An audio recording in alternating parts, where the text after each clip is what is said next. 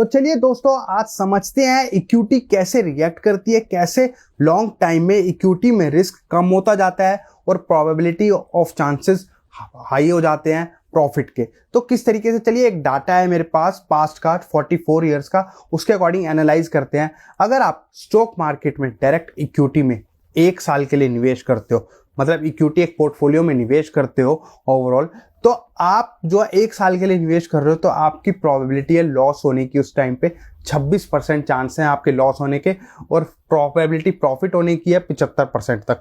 तो लेकिन वहां पे मैक्सिमम रिटर्न कमाने की प्रोबेबिलिटी है 266%, मतलब 2.5 गुना, 250% तक रिटर्न आप कमा सकते हैं अगर 1 साल के लिए कमाते हो। लेकिन मिनिमम रिटर्न 50% तक आपकी कैपिटल नेगेटिव भी हो सकती है। तो ये हमेशा ध्यान रखिएगा कि 1 साल के लिए आप निवेश करते हो स्टॉक मार्केट में तो आपकी कैपिटल 50% तक गिर सकती है। और ऐसे ही मैं बात करूं 5 साल के लिए आप निवेश करते हो, मतलब आपका होराइजन है लॉन्ग टर्म 5 साल के लिए, तो 5 साल में आपकी प्रोबेबिलिटी हो जाती है, लॉस होने की प्रोबेबिलिटी होती है 7% और प्रॉफिट होने की प्रोबेबिलिटी हो जाती है यहाँ पे 93%।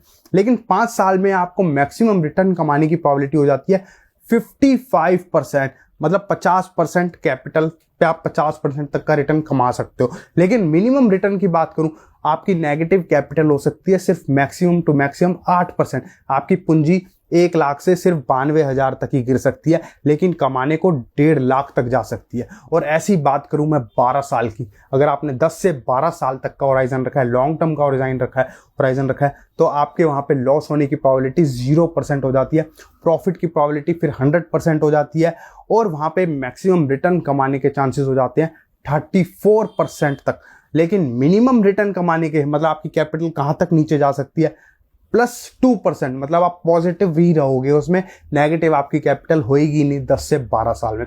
तो ये डाटा है, देखिए किस तरीके से पास्ट 44 साल का डाटा है ये, जो बताता है कि आपको लॉन्ग टर्म में ही इन्वेस्ट करना चाहिए इक्विटी में, म्यूचुअल फंड्स के थ्रू करना चाहिए, सबसे बेस्ट ऑप्शन है। कैसे कैसे, क्योंकि जैसे जैसे टाइम बढ़ता जाता है प्रोबेबिलिटी ऑफ लॉस कम होता जाता है और चांसेस होते हैं प्रॉफिट होने के, आपके ओवरऑल रिटर्न कमाने के, ऑन एन एवरेज रिटर्न कमाने के।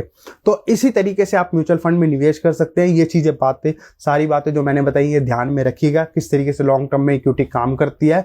तो कोई भी निवेश करने से पहले अपने म्यूचुअल फंड डिस्ट्रीब्यूटर से एडवाइस करें।